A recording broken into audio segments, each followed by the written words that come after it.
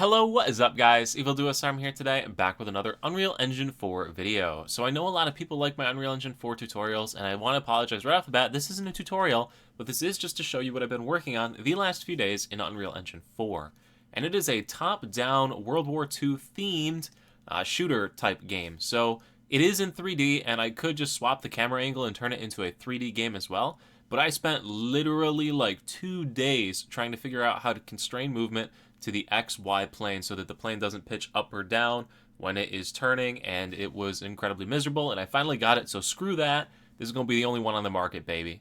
But anyway, once I figured that out, everything has been pretty much straightforward and pretty simple. So I have the player-controlled airplane, which if I just go ahead and delete these two characters from the map, you can see that we have the player-controlled airplane. So as you roll, it will turn, and then you yaw your way around whatever circle you want to turn. Pretty straightforward. I know it's really slow. I just have it slow for testing purposes to see, make sure everything is working and all of that good stuff. So you can also increase your speed. I have a button in there just to hold down a button and increase your speed. So pretty straightforward, but you can fly your little airplane around in 2D.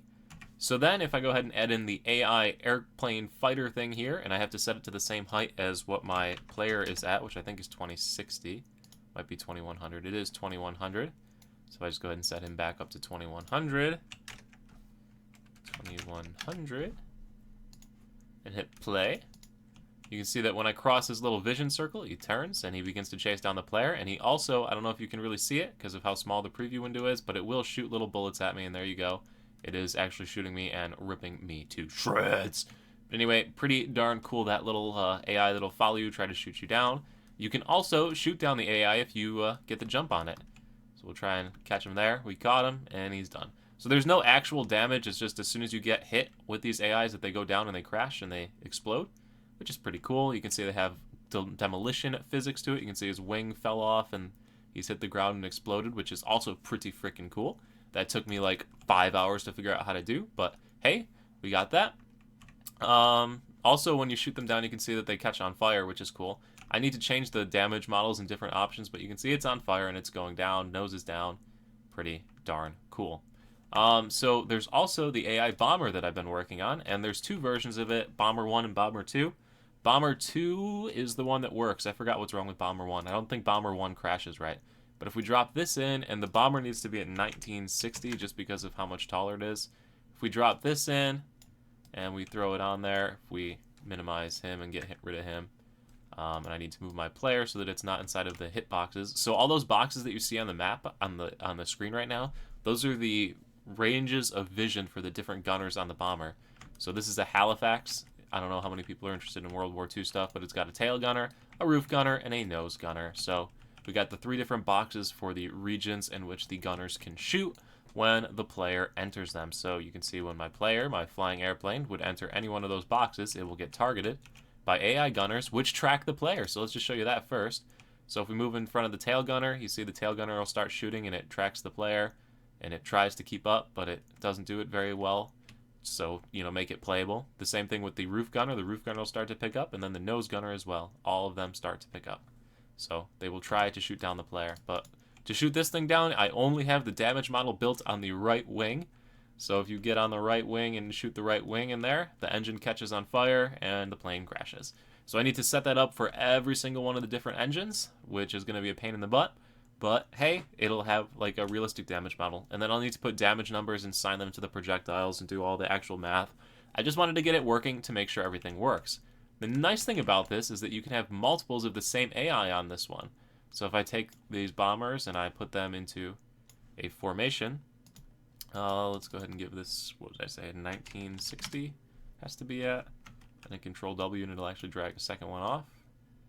And there we go. We got 3 bombers in formation, and if I move my player pawn so it can shoot them all down, and I gotta move it out of the range of the gunners, save and play, you can see that all 3 bombers are flying in a formation, and all 3 of them will try to shoot down the player. And there's also friendly fire, so if they catch themselves, they will shoot their own planes down, which is interesting.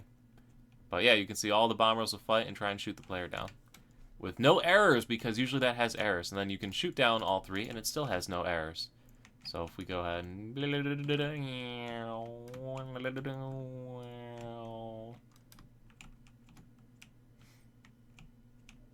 that's pretty much it. So anyway, guys, that is what I've been working on. This took a long time to put together. Like I said, it was like impossible to figure out how to get the planes to yaw without moving in the Z direction up and down. But once I got that, it's been pretty straightforward.